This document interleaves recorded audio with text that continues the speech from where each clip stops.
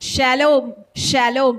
இந்த நாளிலும் கூட நாம் தியானிக்க இருக்கிற பகுதி எரேமியா 47வது அதிகாரம். நம் கண்களை மூடி தேவனை நோக்கி பார்ப்போம். அப்பா பிதாவே, உமக்கு நன்றி. இந்த ஆசிர்வதிக்கப்பட்ட இந்த நாளிலும் கூட அப்பா எரேமியா 47வது அதிகாரம் மூலமாக எங்களோடு கூட நீர் பேச போகிற கிருபைகளுக்காக நன்றி ஆண்டவரே. இப்பொழுதும் கூட பரிசுத்த ஆவியானவர் என்னை மறைத்து ஆண்டவரே அப்பா உம்முடைய வார்த்தைகள் உம்முடைய பிள்ளைகளோடு கூட ஆண்டவரே அப்பா இடைபெற போவதற்காக நன்றி செலுத்துகிறோம் ஆண்டவரே. இந்த நாளில் எங்களோடு கூட நீங்க வெளிப்பாடாய் பேச போவதற்கு நன்றி செலுத்துகிறோம். இயேசுவின் ரத்தம் ஜெயம், இயேசு கிறிஸ்துவின் நாமத்தினால் பிதாவே, ஆமென். ஷாலோம். நாம் அனைவரும் எடுத்துக்கொள்ளலாம். எரேமியா 47வது அதிகாரம். இந்த அதிகாரத்திற்கு உங்களை வருக வருக என்று வரவேற்கிறேன். இந்த நாளிலும் கூட நம்ம பார்க்க இருக்க போகிற செய்தி என்னவென்றால், இந்த நாளில் ஆண்டவருடைய தீர்க்க தரிசனம் நிறைவேறுவதை குறித்து நாம் பார்க்க போகிறோம். முதலாவது பார்த்தீங்கன்னா, இந்த பெலிஸ்தியர் மத்தியில ஆண்டவருடைய நியாய தீர்ப்பு கடந்து வர போகிறது.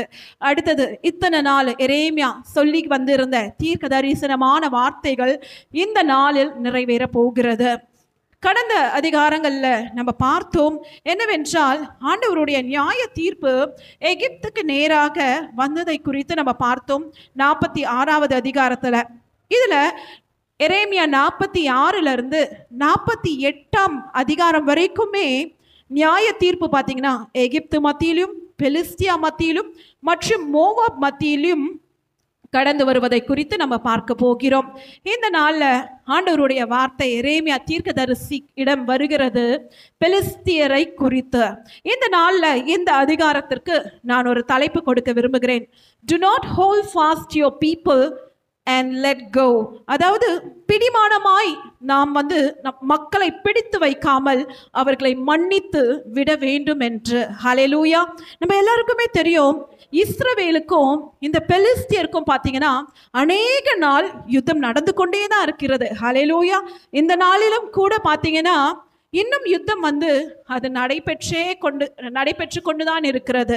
இந்த நாள்ல ஆண்டவருடைய வார்த்தை பார்த்தீங்கன்னா, இந்த பெலிஸ்தியா பட்டணம், அதாவது பெலிஸ்தியா பட்டணம் எங்கு அமைந்து இருக்கிறது என்று பார்த்தால் காசாவில் அமைந்து இருக்கிறது. இந்த காசா பார்த்தீங்கன்னா யூதாவுடைய கடற்கரை ஓரத்தில் அமைந்த பட்டணம் தான் இந்த காசா பட்டணம். இது பார்த்தீங்கன்னா சதர்ன் பார்ட், அதாவது தெற்கு ராஜ்யம் என்று சொல்லுவாங்க. யூதாவுக்கு தெற்கு ராஜ்யத்துல அமைந்திருக்கிற ஒரு பட்டணம் தான் காசா. இதுல தான் பெலிஸ்தியர்கள் குடியிருக்கிறாங்க. இந்த மக்கள் பார்த்தீங்கன்னா அநேக நாள் இஸ்ரவேலோடு கூட யுத்தம் செய்து கொண்டே இருக்கிறாங்க. ஹல்லேலூயா. இந்த நாள்ல கூட பார்த்தீங்கன்னா காசாவில் இன்னும் போர் நடைபெற்று கொண்டுதான் இருக்கிறது. இந்த நாளில் பார்த்தீங்கன்னா இந்த எரேமியா 47வது அதிகாரம் மூலமாக இந்த பெலிஸ்தியா நாட்டிற்கு, இந்த பெலிஸ்தியர் மத்தியில் பார்த்தீங்கன்னா ஆண்டவருடைய நியாய தீர்ப்பு எவ்வாறு வரப்போகிறது என்பதை குறித்து நாம் பார்க்க போகிறோம். இதில் மொத்தம் 1லிருந்து 7 வசனங்கள் உள்ளது. ஆனாலும் ஆழ்ந்த கருத்துக்களை கொண்டதாக இருக்கிறது. இது சிறிய ஒரு சாப்டராக இருந்தாலும் ஆண்டவருடைய வெளிப்பாட்டை அதிகமாய் கொண்ட ஒரு அதிகாரமாய் அமைந்திருக்கிறது. ஹல்லேலூயா. 1லிருந்து 4 வசனங்கள் வரைக்கும் நான் ஒரு தலைப்பு கொடுக்கிறேன். பெலிஸ்தியரின் நியாய தீர்ப்பு என்கின்ற தலைப்பை நான் கொடுக்கிறேன். Judgement on பெலிஸ்டியன்ஸ். 5லிருந்து 7ஆம் வசனம் வரைக்கும் நான் ஒரு தலைப்பு கொடுக்கிறேன். The fulfillment of judgment. ஹல்லேலூயா. ஆண்டவருடைய தீர்க்க தரிசனமான வார்த்தைகள் நிறைவேறுவதை குறித்து நம்ம பார்க்க போகிறோம். இந்த நாளில் கூட பார்த்தீங்கன்னா முதல் வசனத்தை நாம் பார்ப்போம். பார்வோன் காத்சாவை அழிப்பதற்கு முன்னே பெலிஸ்தியருக்கு விரோதமாய் தீர்க்கதரிசியாகிய எரேமியாவுக்கு உண்டான கர்த்தருடைய வசனம். அதாவது பார்வோன் பார்த்தீங்கன்னா இந்த காசா பட்டணத்தை அழிப்பதற்கு முன்பாகவே ஆண்டவருடைய வார்த்தை எரேமியா தீர்க்கதரிசிக்கு நேராய் கடந்து வருகிறது. ஹல்லேலூயா. ஏன் பார்வோன் இந்த காசா பட்டணத்தை அழிக்க வேண்டும்? நம்ம சற்று யோசித்து பார்ப்போம். நமக்கு எல்லாருக்கும் தெரியும், பார்வோன் நேஹோ என்கின்ற மன்னன் 609 வருஷம், அதாவது கிறிஸ்துவுக்கு முன் காலகட்டத்தில் வாழ்ந்து கொண்டிருக்கிறாரு. இந்த மன்னன் பார்த்தீங்கன்னா இருந்த நாட்கள்ல அப்ப சூப்பர் பவரா இருந்தது இந்த ஈஜிப்ட் மற்றும் அஷீரியர்கள். ஹல்லேலூயா. அப்போ இந்த பார்வோன் மன்னனுக்கு ஒரு எண்ணம் தோன்றியது என்னவென்றால், நாம் எப்பயுமே சூப்பர் பவரா இருக்கணும், என்னுடைய ராஜ்யம் தான் ஸ்திரப்பட்டு இருக்க வேண்டும் என்று இந்த பார்வோன் அங்கு இருக்கிற எல்லா ராஜ்யத்தையும் அவன் பிடித்து கொள்ள வேண்டும் என்பதற்காக ஒரு போர் புரிகிறான். ஹல்லேலூயா. அந்த போர் புரிவதற்கு முன்பாக ஆண்டவருடைய வார்த்தை கடந்து வருகிறது. இங்கு 2வது வசனத்துல நம்ம பார்க்கிறோம், கர்த்தர் சொல்லுகிறது என்னவென்றால், இதோ வடக்கிலிருந்து ஜலம் பொங்கி பிரகாரமாய் தேசத்தின் மேலும் அதில் உள்ள எல்லாவற்றின் மேலும் நகரத்தின் மேலும் அதில் குடியிருக்கிறவர்கள் மேலும் புரண்டு ஓடும். அப்பொழுது மனுஷர் கூக்குரலிட்டு தேசத்தின் குடிகள் எல்லோரும் அலறுவார்கள். ஹல்லேலூயா. இது 2வது வசனம். யூதா மக்கள் ஆண்டவருடைய வார்த்தைக்கு விரோதமாய் முரட்டாட்டமாய் ஆண்டவருக்கு செவி சாய்க்காம பாபிலோனியர் இடத்துல நீங்க சரணடையணும், நேபுகாத் நேச்சார் இடத்துல நீங்க சரணடையும் போது அவன் உங்களை சிறை கைதியாய் பிடித்து கொண்டு போனாலும் 70 ஆண்டுகளுக்கு பிறகு மீண்டுமாக கர்த்தர் உங்கள் சிறையிருப்பை மாற்றி உங்களுடைய தேசத்தில் குடியிருக்க செய்வார் என்று ஆண்டவருடைய வார்த்தை அநேக தீர்க்கதரிசிகள் மூலமாய் கடந்து வந்த போதிலும், எரேமியா மூலமாய் கடந்து வந்த போதிலும் இந்த ஜனங்கள் செவி சாய்க்கவே இல்லை. அதனால ஆண்டவர் ஒரு நியாய தீர்ப்பை கொண்டு வராரு. யூதா மக்களே, நீ என்னுடைய வார்த்தைக்கு செவி சாய்க்கல, அதனால யூதா பட்டணம் மாத்திரம் அல்ல, யூதா பட்டணத்தை சுற்றி இருக்கிற எல்லாவற்றையும் நான் அழித்து போடுவேன், உங்களுடைய எதிரிகளின் கைகளில் உங்களை நான் ஒப்பு கொடுப்பேன். இது எதுக்குன்னு பார்த்தீங்கன்னா, உங்களை நான் மட்டாய் தண்டிக்கும்படிக்கு, என்னுடைய வழிகளுக்கு நீங்கள் திரும்பும்படிக்கு நான் உங்களுக்கு இப்படிப்பட்ட ஒரு நியாய தீர்ப்பை கொண்டு வர போகிறேன் என்று ஆண்டவர் சொல்றாரு. இங்க 2வது வசனத்துல போடப்பட்டிருக்கிறது, இதோ வடக்கில் இருந்து ஜலம் பொங்கி பிரகாரமாய் தேசத்தின் மேலும். நேற்றைய தினத்துல நம்ம பார்த்தோம், நேத்து ஒரு நதி அது பொங்கி வந்ததாம். அது எந்த நதின்னு பார்த்தீங்கன்னா நைல் நதியை குறித்து பார்த்தோம். ஆண்டவர் எகிப்தை எப்படி நியாயம் தீர்த்தார், பார்வோன் மன்னனை எப்படி அழித்தார் என்பதை குறித்து பார்த்தோம். இன்றைக்கு ஒரு நதி வடக்கிலிருந்து வருகிறதாம். நமக்கு எல்லாருக்கும் தெரியும், வடக்கு ராஜ்யம் என்றாலே பாபிலோன் ராஜ்யம். நேபுகாத் நேச்சார் பார்த்தீங்கன்னா வடக்கிலிருந்து வந்த ஒரு மன்னனாய் இருக்கிறாரு. அவர் எப்படி வராராம், ஒரு ஜலம் பொங்கி வந்தா, அதாவது நம்ம நாட்டில் கூட சுனாமி வந்துச்சு இல்லையா, அந்த கடல் கொந்தளிப்பு ரொம்ப வேகமாய் அங்க இருந்த பட்டணங்களை எல்லாம் மூடிக்கொண்டது போல அந்த ஜலம் எவ்வளவு ஃபோர்ஸா வரும்போதே அப்படி பயமா இருக்கும். அதை பார்க்கும் போதே அந்த அளவுக்கு இறைச்சலோடு அப்படியே ஒரு சத்தத்தோடு அப்படியே அழிவுக்கு நேராய் அங்க இருக்கிற பட்டணத்தை எல்லாம் மூடி போட்டது. அது போலதான் ஆண்டவர் சொல்றாரு இந்த 2வது வசனத்துல, ஒரு பெரிய ஜலம் பொங்கி பிரகாரமாய் தேசத்தின் மேலும் அதில் உள்ள எல்லாவற்றின் மேலும் நகரத்தின் மேலும் அதில் குடி இருக்கிறவர்கள் மேலும் புரண்டு ஓடும். ஹல்லேலூயா. இது எந்த நதின்னு பார்த்தீங்கன்னா நார்த்தன் சைட்ல இருக்கிற யூஃபஸ் நதி. ஹல்லேலூயா. இது நோ பட்டணத்தின் வழியாய் வருகிற இது நதி. இந்த நதி பார்த்தீங்கன்னா இது அங்க இருக்கிற யூதா பட்டணத்தின் மேல கடந்து வருதான். இதுதான் ஆண்டவருடைய நியாய தீர்ப்பு. நமக்கு கூட அநேக தடவை ஆண்டவருடைய வார்த்தை எச்சரிப்பின் செய்தியாய் அநேக தடவை நமக்கு நேராய் கடந்து வந்து கொண்டே இருக்கும்.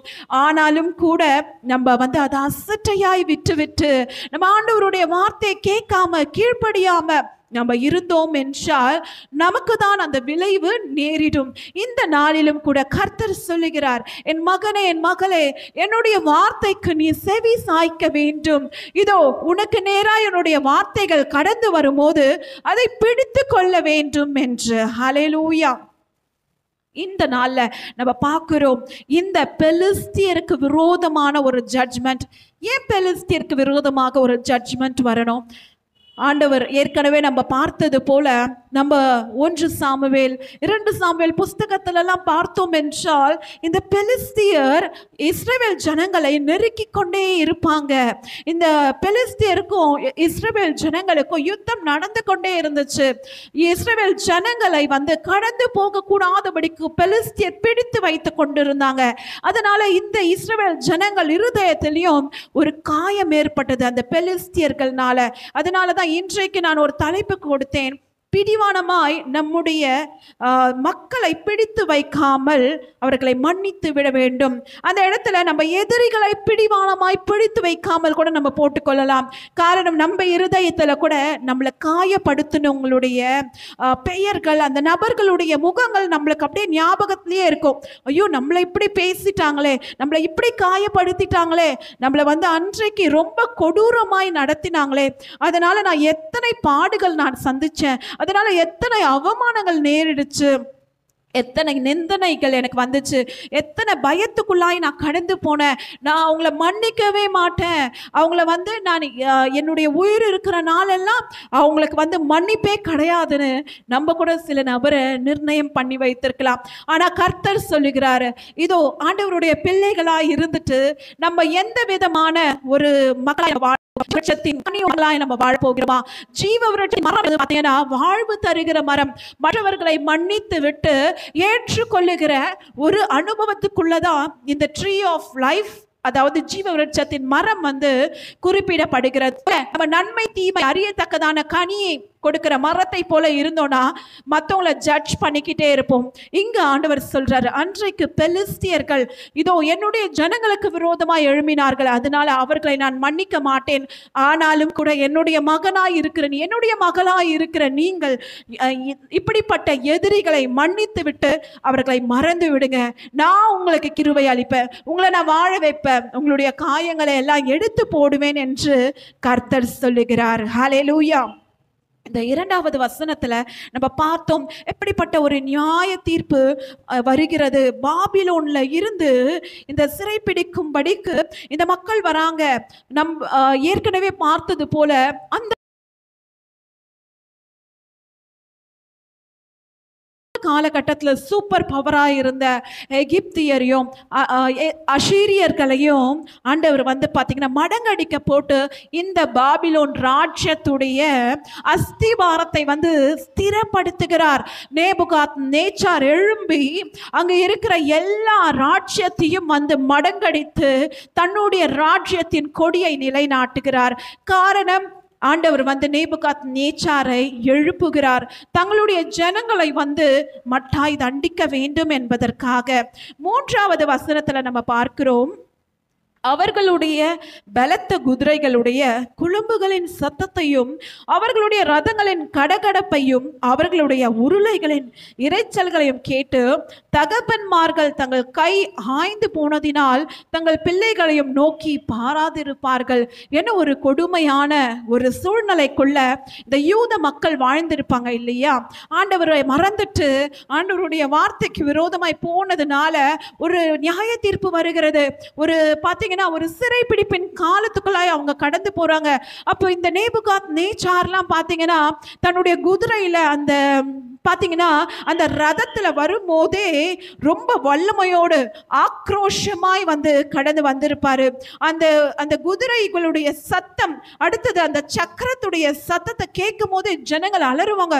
ஐயோ, நம்ம தேசத்துக்கு விரோதமாக இப்படி ஒரு அழிவு வருதே, ஐயோ இன்றைக்கு இந்த ராஜா வருகிறாரு, நம்மளை பிடித்து கொண்டு போக போறாங்க, எத்தனை பேர் வந்து அழிய போறோம்னு தெரியல, எத்தனை பிள்ளைகள் அனாதையாய் போக போகிறது என்று தெரியலன்னு அந்த தகப்பன்மார்கள்லாம் என்ன பண்றாங்கன்னா காதை பொத்தி கொள்றாங்களா. ஐயோ, எனக்கு பலன் இல்லை, நான் வந்து போய் சண்டை போட்டு என்னுடைய பிள்ளைகளை மீட்கும்படிக்கு எனக்கு பலன் இல்லை, என்னுடைய கை வந்து திடனற்றதாய் போயிடுச்சுன்னு அங்க இருக்கிற தாய்மார்கள் தகப்பன்மார்கள்லாம் தங்களுடைய பிள்ளைகளுக்காக பார்த்தீங்கன்னா அவங்களுக்கு வந்து ஆதரிக்கும்படிக்கு சண்டை போடுறது போறது கூட பலன் இல்லாம போயிடுச்சாம். நம்ம கூட பார்க்கிறோம், செய்திகள்ல நம்ம பார்க்கிறோம், இந்த போர் நடக்கிற அந்த இடத்துலலாம் ஒரு பாம் பிளாஸ்ட் வந்து விழும்போது எவ்வளவு ஒரு சத்தத்தோடு அங்க இருக்கிற வீடுகள்லாம் சிதறடிக்கப்படும் போது எவ்வளவு கொடுமையா அந்த அந்த காரியங்கள்லாம் நேரிடுகிறது என்று பார்க்கிறோம். அதை காண்பதற்கே ஒரு பரிதாபமா இருக்கிறது. எத்தனையோ மனிதர்கள் வந்து இறந்து போய் விடுறாங்க. எத்தனையோ பிள்ளைகள் வந்து தங்களுடைய பெற்றோர்களை இழந்து அனாதைகளா இருக்கிறாங்க. கர்த்தர் இந்த நாள்ல சொல்றாரு, இப்படிப்பட்ட அழிவுகள் நம்ம தேசத்தில் கூட வராதபடிக்கு நாம் திறப்பின் வாசலில் நின்று ஜெபிப்பவர்களாய் நாம் இருக்க வேண்டும் என்று. ஹல்லேலூயா. கர்த்தர் சொல்லுகிறார், இதோ குமாரன் கோபம் கொள்ளாமலும் நாம் பாதியில் அழியாதபடிக்கு அவருடைய பாதத்தை பிடித்து நாம் அனுதினமும் முத்தம் செய்ய வேண்டும். அவருடைய கோபத்தின் மத்தியில நிலை நிற்பவன் யார்? அவருடைய ஒரு நிமிஷ கோபத்தை கூட நம்மளால தாக்கு பிடிக்கவே முடியாது. ஒருவேளை அவருடைய நியாய தீர்ப்பு நமக்கு நேராக, நம்மளுடைய பிள்ளைகளுக்கு நேராக வந்தால் அது எவ்வளவு ஒரு பரிதாபமான நிலையா இருக்கும் இல்லையா? ஆண்டவருடைய பிரியமான இந்த சன்னதி, யாக்கோபின் சன்னதி பார்த்தா இன்றைக்கு அவருடைய வார்த்தைக்கு செவி சாய்க்காம இப்படிப்பட்ட அழிவுக்குள்ளாய் கடந்து போகிறார்கள். நம்ம அனுதியுள்ள பிள்ளைகளாய் நாம் நடந்து கொள்ள வேண்டும். இப்படிப்பட்ட அழிவுகள் நம்மளுடைய தேசத்தில் வராதபடிக்கு ஆண்டவருடைய பாதத்தை இறுக்கமாய் நம்ம பிடித்து கொள்ள வேண்டும். ஹல்லேலூயா. அடுத்த வசனத்தை நம்ம வாசிக்கலாம். பெலிஸ்தரை எல்லாம் பாழாக்கவும் தீருவுக்கும் சீதோனுக்கும் மீதியான சகாயரை எல்லாம் சங்காரம் பண்ணவும் வருகிற நாளில் இப்படியாகும். கப்தோர் என்னும் கடற்கரையான தேசத்தாரில் மீதியான பெலிஸ்தரையும் கர்த்தர் பாழாக்குவார். இது பார்த்தீங்கன்னா காசா பட்டணத்தை சுற்றிலும் இருந்த ஒரு இடம்தான். இங்க பாத்தீங்கன்னா தீரு சீதோன் இருக்கிறது. அடுத்தது பாத்தீங்கன்னா அங்க இருக்கிற கப்தோர் என்கின்ற ஒரு கடற்கரை தேசத்தார். இவங்க பாத்தீங்கன்னா அந்த சீலாண்ட்ல இருக்கிற அந்த ஜனங்கள், அங்கு இருக்கிற பெலிஸ்தியரை கூட கர்த்தர் அழிப்பாராம்.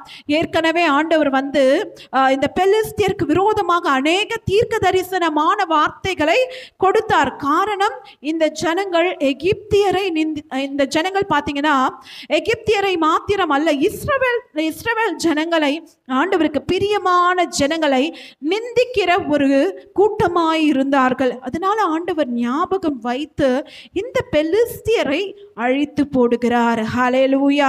நம்ம எசேக்கியேல் 25வது அதிகாரம் 15-17வது வசனத்தை நம்ம வாசித்து பார்க்கும்போது ஆண்டவருடைய தீர்க்க தரிசனமான வார்த்தைகள், இந்த பெலிஸ்தியருக்கு விரோதமாய் இருந்த வார்த்தைகளை பற்றி ஆண்டவர் வந்து அங்க குறிப்பிட்டு இருப்பாரு. என்னுடைய ஜனங்களை இந்த பெலிஸ்திய மக்கள் வந்து ஒடுக்கி போட்டாங்க, அதனால இந்த பெலிஸ்தியனை நான் நியாயம் தீர்ப்பேன், இந்த பெலிஸ்தியனை நான் அழித்து போடுவேன் என்று எசேக்கியேல் தீர்க்கதரிசி மூலமாகவும் ஆண்டவர் வந்து சொன்னாரு. ஹல்லேலூயா. அதுதான் இன்றைக்கு நடந்து கொண்டிருக்கிறது. இந்த பட்டணம் பார்த்தீங்கன்னா நம்ம வாசித்தபடி தீரு, சீதோன் மற்றும் கப்தோர் என்னும் கடற்கரை பட்டணம். நம்ம டிவி ஸ்கிரீன்ல ஒரு மேப் ப்ரொஜெக்ட் பண்ணுவாங்க, நம்ம பார்க்கலாம். அந்த காசா பட்டணம் பார்த்தீங்கன்னா அந்த கடற்கரை ஓரத்தில் வந்து அமைந்து இருக்கிறது. அதுல பார்த்தீங்கன்னா சுற்றி இருந்த இந்த பட்டணம் தான் இந்த பட்டணங்கள் எல்லாம். ஆண்டவர் வந்து இந்த பாபிலோன் ராஜா படையெடுப்புக்கு ஒப்பு கொடுக்கும் போது இந்த பட்டணங்கள்லாம் பாழாக்கப்பட்டது. ஹல்லேலூயா. இன்றைக்கு ஒருவேளை நாமும் கூட வந்து இஸ்ரவேல் ஜனங்களை போல நம்ம எந்த வழியில நம்ம போனோம்னு தெரியலையே, ஒருவேளை வந்து நம்ம பாபிலோன் கிட்ட நம்மளை அர்ப்பணிச்சோம்னா பாபிலோன் ராஜா நம்மளை சிறை கைதியாய் கொண்டு போய் விடுவாரு. நம்மளுக்கு வேற வழியே இல்லை. ஒருவேளை நம்ம தப்பித்து எகிப்தை நோக்கி நம்ம போவோம். எகிப்தை நோக்கி போகும்போது அங்கு வந்து போர் இருக்காது, அங்கு சமாதானம் இருக்கும், அங்க பஞ்சம் இருக்காது, அங்க எங்களுக்கு சுகமாய் நாங்கள் குடியிருப்போம் என்று நம்ம தப்பான கணக்கு போட்டோம்னா, தப்பான ஒரு எண்ணம் கொண்டவர்களாய் நம்ம இருந்தோம் என்றால் கர்த்தர் இந்த நாளில் சொல்லுகிறார், நாம் பரிசுத்த ஆவியானவரோடு கூட இணைந்திருக்க வேண்டும் வேண்டும் என்று. ஹல்லேலூயா. பரிசுத்த ஆவியானவர் நல்ல ஒரு ஆலோசனை கர்த்தாவாய் நம்ம கூட இருக்கிறாரு. நம்ம கூட அநேக நேரத்துல குழம்பி இருக்கிற நேரத்துல எந்த பாதையில நம்ம போனோம் என்பதை நம்ம வந்து ஒரு கன்ஃபியூசிங்கா இருக்கும். நம்ம இந்த பாதையில போறதா இல்ல அந்த பாதையில போறதா, எந்த முடிவு எடுக்கணும்னே நம்மளுக்கு தெரியாம இருக்கும். இந்த இஸ்ரவேல் ஜனங்களும் பாத்தீங்கன்னா பாபிலோன் கிட்ட முழுமையாய் வந்து சரணடையாம எகிப்தை நோக்கி கொஞ்சம் பேர் தப்பித்து போறாங்க. ஆனா இன்றைக்கு அந்த எகிப்திலையும் பாத்தீங்கன்னா அழிவு நேரிடுகிறது. எகிப்தை சுற்றிலும் இருந்த அந்த காசா பட்டணம், பெலிஸ்தியர் பட்டணம் தேவன் ஒரு நியாய தீர்ப்பை கட்டளையிடுகிறார். ஹல்லேலூயா. இந்த நாள்ல கூட ஆண்டவர் நமக்கு பகுத்தறிகின்ற ஆவியில் பகுத்தறிகின்ற வரத்தை கொடுத்திருக்கிறாரு. ஒருவேளை நம்ம இன்னும் அதை நம்ம பெற்றுக்கொள்ளவில்லை என்றால் நம்ம தேவனுடைய பாதத்தில் அமர்ந்து நாம் ஆண்டவரிடத்துல ஆவிகளை பகுத்தறிகிற வரத்தை நாம் பெற்றுக்கொள்ள வேண்டும். பரிசுத்த ஆவியானவரோடு கூட நம்ம கனெக்டடா இருந்தோம்னா ஆண்டவர் நம்மளுக்கு உதவி செய்வார். இன்றைக்கு இந்த இஸ்ரவேல் ஜனங்களுடைய கடைசி விளைவு பார்த்தீங்கன்னா ரொம்ப பரிதாபமான நிலையாய் போய் விடுகிறது. கொஞ்சம் பேர் பாபிலோனுக்கு சிறைப்பிடித்து போகப்பட்டாங்க, கொஞ்சம் பேர் தப்பித்து எகிப்தை நோக்கி அவங்க போறாங்க. ஆனா இன்றைக்கு அழிவு வருது.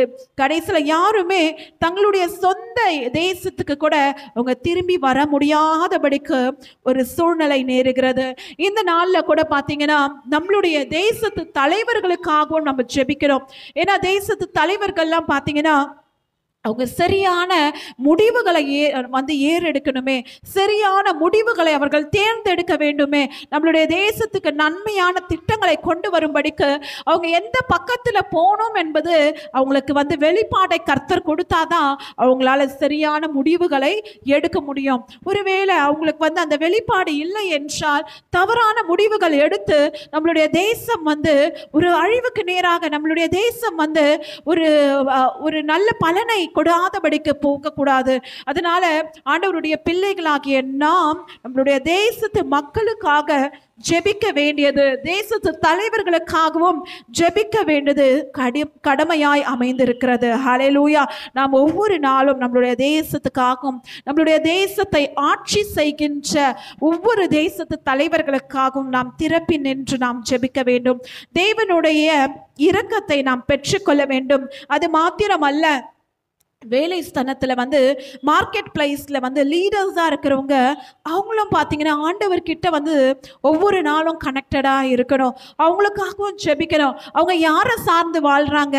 ஆண்டவரை சார்ந்து வாழ்கிறார்களா இல்ல உலகத்தை சார்ந்து இந்த இஸ்ரவேல் ஜனங்கள் செய்தது போல நான் ஆண்டவர்கிட்ட வரமாட்டேன், ஆண்டவருடைய வார்த்தைக்கு செவி சாய்க்க மாட்டேன், ஆனா உலகத்தை நோக்கி, எகிப்தை நோக்கி, பழைய பாவத்தை நோக்கி, பழைய அடிமைதானத்தை நோக்கி நான் ஓடி போய் தப்பித்துக் கொள்வேன் என்று போனதுனால ஒரு பெரிய அழிவை அவர்கள் சந்தித்தார்கள். அப்படிப்பட்ட மனிதர்களாய் நாம் இருக்கக்கூடாது. ஆண்டவரை சார்ந்து எப்போதும் ஆண்டவருக்காக நாம் நிற்கும் போது கர்த்தர் நமக்கு நிச்சயமாகவே ஒரு வெளிப்பாட்டை கொடுத்து கர்த்தர் நம்மை ஆசீர்வதிப்பார். நம்ம 5வது வசனத்தை வாசிப்போம். காசா மொட்டையடிக்கப்படும், அவர்களுடைய பள்ளத்தாக்கிலே மீதியாகிய அஸ்கலோன் சங்காரமாகும், நீ எந்த மட்டும் தான் உன்னை கீறி கொள்ளுவாய். ஹல்லேலூயா. இந்த இடத்துல நம்ம பார்க்கிறோம், காசா மொத்தமாய் பாழாக்கப்படும். அதாவது கம்ப்ளீட்டா காசா அழியும். காசா என்றால் இந்த பெலிஸ்திய மக்கள், ஆண்டவருக்கு விரோதமாய் அச்சுறுத்தின மக்கள். இந்த 5லிருந்து 7 வரைக்கும் நான் ஒரு தலைப்பு கொடுத்தேன். என்னவென்றால் ஆண்டவருடைய தீர்க்க தரிசனமான வார்த்தைகளை நிறைவேறுவதை குறித்து நம்ம இந்த இடத்துல நம்ம பார்க்கிறோம். ஆண்டவர் தன்னுடைய எதிரிகளை முற்றிலுமாய் அவர் அழித்து போடுகிறாராம். இந்த இஸ்ரவேல் ஜனங்கள் எதை நம்பி போனாங்க?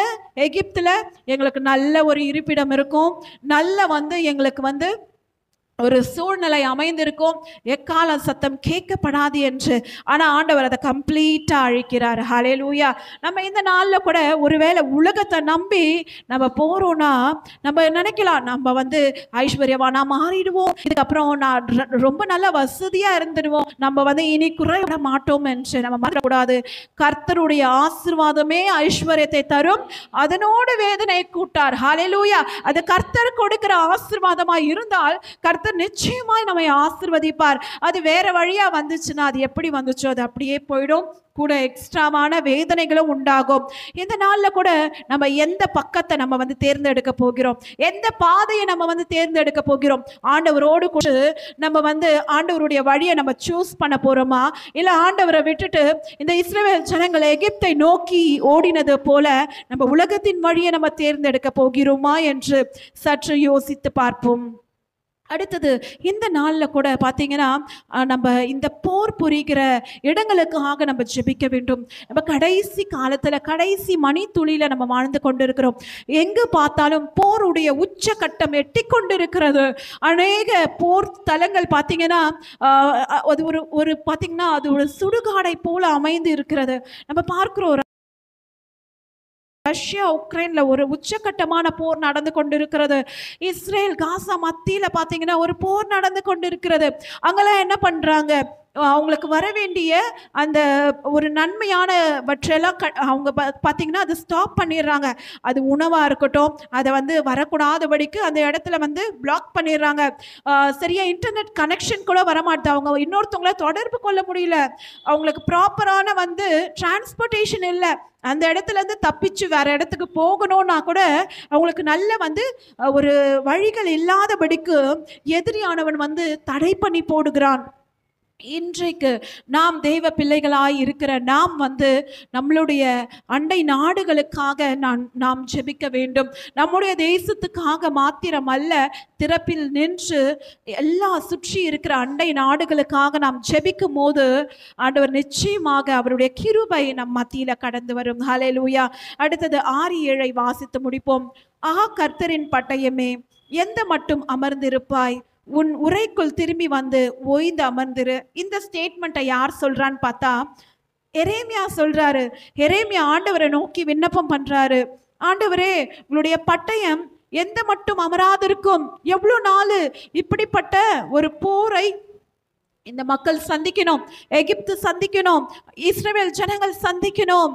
நீ உன்னுடைய பட்டயம், இந்த பட்டயம் என்பதை வந்து எரேமியா சொல்றார், பட்டயமே நீ உன்னுடைய உரைக்குள் திரும்பி வந்து ஓய்ந்திரு, இந்த ஜனங்களுக்கு கொஞ்சம் ரெஸ்ட் கொடு, நீ எவ்வளவு நாளைக்கு நீ சங்காரம் செய்து கொண்டே இருப்பாய் என்று ஆண்டவரை நோக்கி விண்ணப்பம் பண்ணுகிற மனிதனாய் இருக்கிறாரு.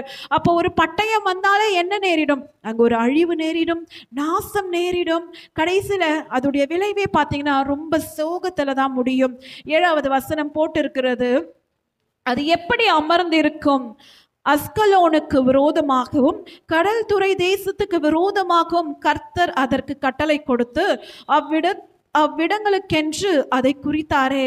அப்போ ஆண்டவருடைய வார்த்தை எரேமியாவுக்கு வருகிறது.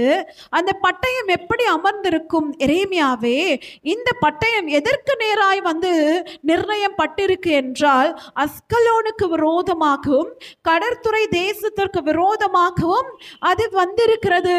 என்னுடைய கை அந்த ஜனங்களுக்கு நேராய் வந்திருக்கிறது. அந்த ஜனங்களை நிச்சயம் வந்து இந்த பெலிஸ்தியரை வந்து அழித்து போடும் என்று இந்த நாள்ல கூட பாத்தீங்கன்னா ஆண்டவர் இந்த எரேமியா 47ஆம் அதிகாரம் மூலமாக நம்மோடு கூட இடை பெற்று கொண்டிருக்கிறாரு. நாமும் கூட ஆவிக்குரிய இஸ்ரவேலர்களாய் இருக்கிறோம். நாம் எந்த பாதையை நாம் தேர்ந்தெடுக்க போகிறோம்? அஸ்திரோன், இந்த பாத்தீங்கன்னா அஸ்கலோன் என்றால் ஒரு கெட்ட அக்கினியை வந்து குறிப்பிடுகிறதாம். ஆண்டவர் சொல்ற, அந்த அக்கினியை நான் அழித்து போடுவேன். இதோ என்னுடைய பட்டயம் அவருக்கு நேராய் வருகிறது. காரணம், இந்த ஜனங்கள் என்னுடைய ஜனங்களுக்கு நேராய் எழும்பினார்கள் என்று கர்த்தர் சொல்லுகிறார். இதோ உனக்காக நான் பழிக்கு பழி வாங்குவேன். ஆனாலும் கூட உன்னுடைய இருதயத்தில் வந்து நீ அந்த ஜனங்களை மன்னிக்காமல் இறுக்கமாய் பிடித்து வைத்துக் கொள்ளாதே.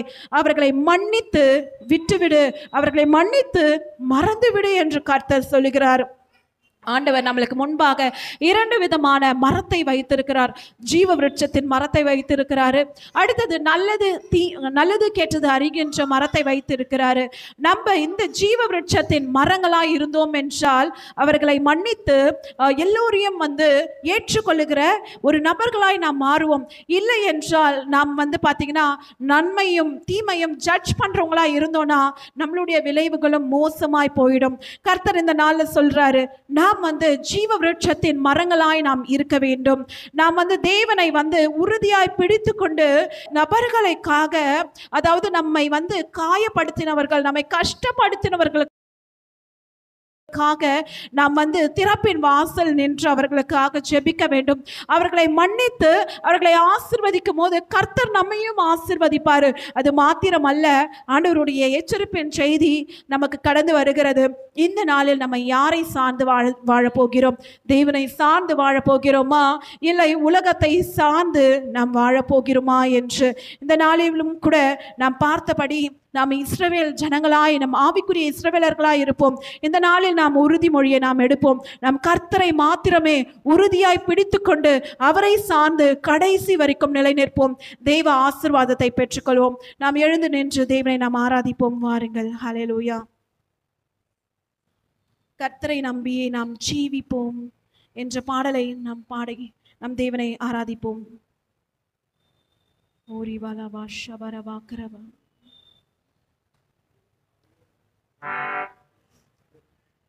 தேவ ஜனமே, இந்த நாளிலும் கூட நம்ம பார்த்தோம், இஸ்ரவேல் ஜனங்கள் எகிப்தை நம்பி போய் அவர்கள் அழிந்ததை குறித்து நம்ம பார்த்தோம். இந்த நாள்ல நம்ம ஆவிக்குரிய இஸ்ரவேலராய் இருக்கிற நாம் எகிப்தை நம்பி போகாமல், அதாவது இந்த உலகத்தை நம்பி போகாமல் கர்த்தரை நாம் உறுதியாய் பிடித்து கொண்டு நாம் நிலை நிற்கும் போது கர்த்தர் நிச்சயமாகவே நம்மை ஆசீர்வதிப்பார்.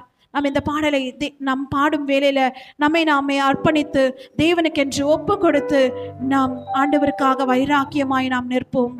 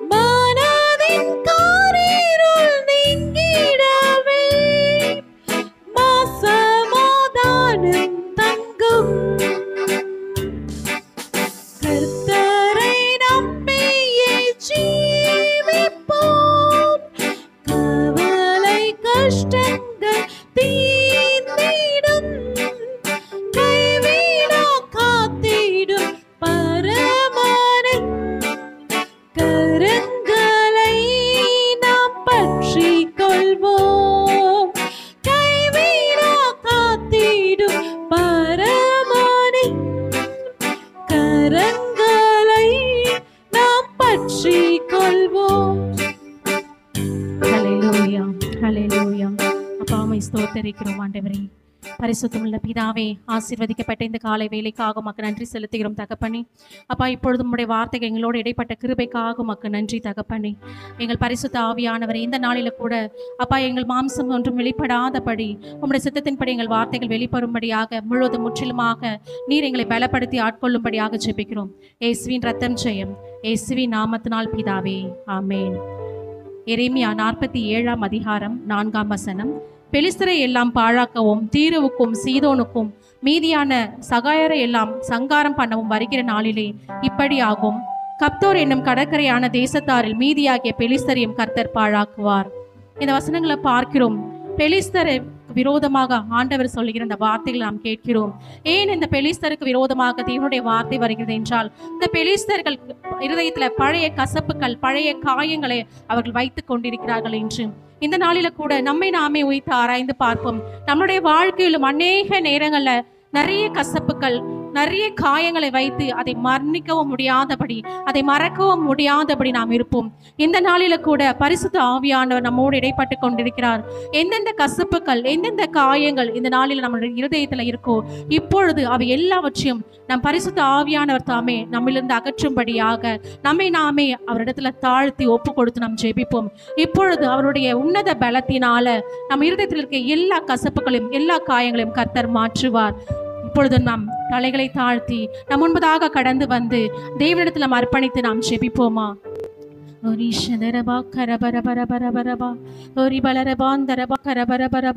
எங்கள் பரிசுத்த ஆவியானவரை, இந்த நாளில கூட ஆண்டவரே, இந்த பெலிஸ்தர்கள் எப்படி இந்த பழைய கசப்புகளையும் பழைய காயங்களும் அப்பா மனதில் வைத்துக்கொண்டு உமக்கு விரோதமாக இருந்தார்களோ, இந்த நாளில அப்படிப்பட்ட சிந்தைகள் எங்களுக்குள்ளாக இல்லாதபடி, எந்த கசப்புகள், எந்த காயங்கள் எங்களுக்குள்ளாக காணப்பட்டாலும் இப்பொழுது ஆண்டவரே அவை எல்லாவற்றையும் எங்கள் இருதயத்திலிருந்து நீர் அகற்றி போடும்படியாக நாங்கள் ஜெபிக்கிறோம்ப்பா.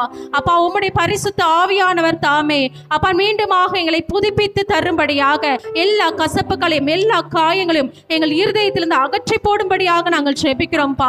அப்பா, எங்கள் மத்தியில நீர் இறங்கி வாங்கப்பா. அப்பா, உம்முடைய பலத்தினால் ஆண்டவரை எங்களை மூடிக்கொள்வீராக. இப்பொழுதும் மீண்டுமாக எங்கள் இருதயத்தை நீர் புதுப்பித்து தந்த கிருபைக்காக அப்பா உமக்கு நன்றி செலுத்துகிறோம். எல்லா கசப்புகளையும் எல்லா காயங்களையும் என் கர்த்தர் தாமே மாற்றி போட்டதற்காக அப்பா உமக்கு நன்றி செலுத்துகிறோம். அப்பா உமக்கு நன்றி, உமக்கு நன்றி, உமக்கு நன்றி ராஜா. உண்மை வழியே நடந்திடும் உத்தமனுக்கென்றும் கர்த்தர் துணை. உண்மை வழியே நடந்திடும் உத்தமனுக்கென்றும் கர்த்தர் துணை. கண்கள் அவன் மீது வைத்திடுவார், கருத்தாய் காத்திடுவார். கண்கள் அவன் மீது வைத்திடுவார், கருத்தாய் காத்திடுவார். கர்த்தரை நம்பியே ஜீவிப்போம், கவலை கஷ்டங்கள் தீர்ந்திடும், கைவிடா காத்திடும் பரமாரின் கரங்களை நாம் பற்றி கொள்வோம். கைவிடா காத்திடும் பரமாரின் கரங்களை நாம் பற்றி கொள்வோம். அப்பா பிதாவே, இது இந்த வேலையில் கூட தகப்பனே, அப்பா எங்கள் கூட நீங்கள் பேசின வார்த்தைகளுக்காக உமக்கு நன்றி, நன்றி ராஜா. இந்த நாளையும் நாம் பார்த்தோம், எரேமியா தீர்க்கதரிசி மூலிமா அநேக வார்த்தைகள் எச்சரிப்பின் சத்தமாய் கேட்டுக்கொண்டே இருந்தது. நீங்கள் எல்லாரும் பாபிலோனை சார்ந்து வாழுங்கள், வாழுங்கள், நீங்கள் எகிப்தை நாடி ஓடாதீங்கன்னு சொல்லிட்டு எச்சரிப்பின் சத்தமாய் பேசியும் அவர்கள் எங்கே போனாங்கன்னு பார்த்தீங்கன்னா எகிப்தையே சார்ந்து ஓடினாங்க. ஆனால் அந்த இடத்துல என்ன நடந்ததுன்னா அழிவு தான் வந்தது. அது மாத்திரம் இல்ல, இன்னும் தலைவர்கள் எப்படியாக எகிப்துக்கு போனா கரெக்டா நடக்கும்னு சொல்லிட்டு அப்படியாக நம்பிக்கை அது மேல வைத்தார்கள். ஆனா இந்த நாள்லயும் நாம எதை சார்ந்து வாழ்கிறோம்? எகிப்தை சார்ந்து நாம் வாழ்கிறோமா, இல்ல உலகத்தை சார்ந்து நாம் வாழ்கிறோமா, இல்ல ஆண்டவரை சார்ந்து நாம் வாழ்கிறோமா என்று நம்மை நாமே ஆராய்ந்து பார்க்கலாம். அது மாத்திரம் இல்ல, நம்மளோட தலைவர்கள் எப்படியாக இருக்கிறார்கள்? ஆண்டவரை நோக்கி வாழ்கிறார்களா? அவங்களுக்காகவும் நாம் இந்த நேரத்தில் ஜெபிக்க வேண்டும். நம் தலைவர்களுக்காக நம்ம ஜெபிக்கலாம். அவர்கள் இன்னும் அதிகமா ஆண்டவர் ஞானத்தை தர வேண்டும் என்றும், இன்னும் நாம் உலகத்திற்காக ஜெபிக்க வேண்டிய கட்டாயத்துக்குள்ள கடமையாக இருக்கிறது. இந்த நேரத்தில் நம்ம எல்லாம் ஒருமனப்பட்டு நம்ம இந்தியா தேசத்திற்காக நம்ம எல்லாம் ஒருமனப்பட்டு நம்ம ஜெபிக்கலாமா? நம் தலைவர்களுக்காக நம்ம ஒருமனப்பட்டு ஜெபிக்கலாம். அப்பா பிதாவே, இதோ இந்த வேலையில் கூட தகப்பனே, அப்பா எங்கள் தேசத்தில் இருக்க ஒவ்வொரு தலைவர்களுக்காக நாங்கள் ஜெபிக்கிறோம். அப்பா எங்கள் தலைவர்களுக்கு விசேஷித்த ஞானத்தை நீங்கள் தாங்கப்பா. அப்பா ஆவியானவர் ஒவ்வொருவரை நீங்கள் தொட்டு வழி நடத்த போகிற கிருபைக்காக உமக்கு நாங்கள் நன்றி செலுத்துகிறோம் தகப்பனே. இதோ இந்த வேலையில் தகப்பனே, அப்பா நாங்கள் எல்லாம் ஒருமனப்பட்டு எங்கள் இந்தியா தேசத்துக்காக நாங்கள் ஜெபிக்கிறோம் தகப்பனே. எங்கள் இந்தியா தேசத்தில் ஒரு எழுப்புதலை நீங்கள் ஊற்றுங்கப்பா. அப்பா நீங்கள் எழுப்புதலை நீர் ஊற்ற போகிற கிருபைக்காக உமக்கு நன்றி செலுத்துகிறோம் தகப்பனே. அப்பா நீரே பொறுப்பேற்று பாதுகாத்து வழி நடத்துங்க. இயேசுவின் ரத்தம் ஜெய் இயேசுவின் நாமத்தில் பிதாவே, ஆமென். ஹல்லேலூயா. இந்த நாளில் கூட நம்ம பார்த்தோம், எரேமியா 47வது அதிகாரம் மூலமாக நாம் நம்மளுடைய எதிரிகளை பிடித்து வைக்காமல், நம்மளுடைய இருதயத்தில் கடினமாய் அவர்களை தண்டிக்கும்படிக்கு பிடித்து வைக்காமல் அவர்களை மன்னித்து நாம் மறக்க வேண்டும் என்று இந்த நாளிலும் கூட சபை மக்களாகிய நாம் நம்முடைய சபைக்காக நாம் பாரப்பட்டு நாம் ஜெபிக்க வேண்டும். சபை மக்களாகிய நாம் முன்பாக கடந்து இந்த வேளையில் நம்ம இந்த தீர்க்க தரிசன செயல் செய்யலாமா? ஆண்டவரே, இதோ பிள்ளைகளாகிய நாங்கள் ஆண்டவரே, இனி நாங்கள் மற்றவர்களை நாங்கள் எதிரியாய் நாங்கள் நினைக்க மாட்டோம் ஆண்டவரே. அப்பா அவர்கள் எங்களுடைய வாழ்க்கையில செய்த காரியங்களை நாங்கள் நினைத்து நாங்கள் அதை கசப்பா எண்ணாமல் இந்த வேளையில சபையாராகிய நாங்கள் எங்களுடைய சபைக்காக நாங்கள் நின்று ஜெபிக்கிறோம். நாங்கள் ஒருவரை ஒருவர் நாங்கள் நேசிக்கிறோம். நாங்கள் ஒருவரை ஒருவர் நாங்கள் ஆதரிப்போம் ஆண்டவரே. இனி ஆண்டவரே அப்பா, இதோ நாங்கள் எந்த தீங்கும் ஆண்டவரே பிறருக்கு விரோதமாய் நாங்கள் நினைக்காமல் ஆண்டவரே, இதோ உம்முடைய இருதயத்தின்படி நாங்கள் வாழ்வோம். பரலோக தந்தை, உம்முடைய இருதயம் எங்களுக்கு நீங்க ஆண்டவரே வெளிப்படுத்தி இருக்கிறீங்க ஆண்டவரே. அப்பா உம்முடைய ஒரே பேரான குமாரனை ஆண்டவரே பாவிகளாகிய எங்களுக்காக நீர் கொடுத்து இவ்வளவாய் நீர் அன்பு செலுத்திருக்கீங்க. உங்களுடைய இருதயமே நாங்கள் ஒருவரை ஒருவர் நேசிக்க வேண்டும், கிறிஸ்துவுக்குள் நேசிக்க வேண்டும் என்பதை குறிப்பிடுகிறது. இந்த நாளில் கூட ஆண்டவரே சபை மக்களாகிய நாங்கள் ஆண்டவரே நாங்கள் ஒருவரை ஒருவர் நேசிக்கிறோம். காரணம் நீர் எங்களை நேசிப்பதனால் நாங்கள் ஒருவரை ஒருவர் நாங்கள் ஆதரிக்கிறோம் ஆண்டவரே. இந்த வேளையில கூட ஆண்டவரே அப்பா அப்படிப்பட்ட ஒரு மனத்தின் ஆவியை அப்பா இந்த வேளையில நீங்க எங்க மத்தியில நீங்க பொழிந்தருளும் ஆண்டவரே. அப்பா இங்க இருக்கிற ஒவ்வொருவர் மீது அப்பா உங்களுடைய பரிசுத்த ஆவியானவர் ஒரு மனத்தின் ஆவியை கட்டளையிட்டு ஆண்டவரே இங்க இருக்கிற ஒவ்வொருவரையும் ஆண்டவரே உம்மாதனாய் நடத்தும் ஆண்டவரே. இந்த நாள்ல அப்படிப்பட்ட ஒரு பெரிய கிருபையை நீர் கொடுத்ததற்காக நன்றி ஆண்டவரே. இனி நாங்கள் சேர்ந்து உம்முடைய ராஜ்யத்தை கட்டுவோம். இனி நாங்கள் சேர்ந்து ஒருமனப்பட்டு உம்முடைய ஊழியத்தை செய்வோம். இனி நாங்கள் சேர்ந்து ஆண்டவரே அப்பா ஆத்துமாக்களை ஆண்டவரே கிறிஸ்துவின் ராஜ்யத்திற்கென்று அப்பா அவர்களுக்கு நாங்கள் சுவிசேஷத்தை நாங்கள் விதைப்போம் என்று இந்த வேளையில நாங்கள் எங்களை ஒப்பு கொடுக்கிறோம் ஆண்டவரே. நீரே பெரியவராயிருந்து பெரிய காரியம் செய்யும்.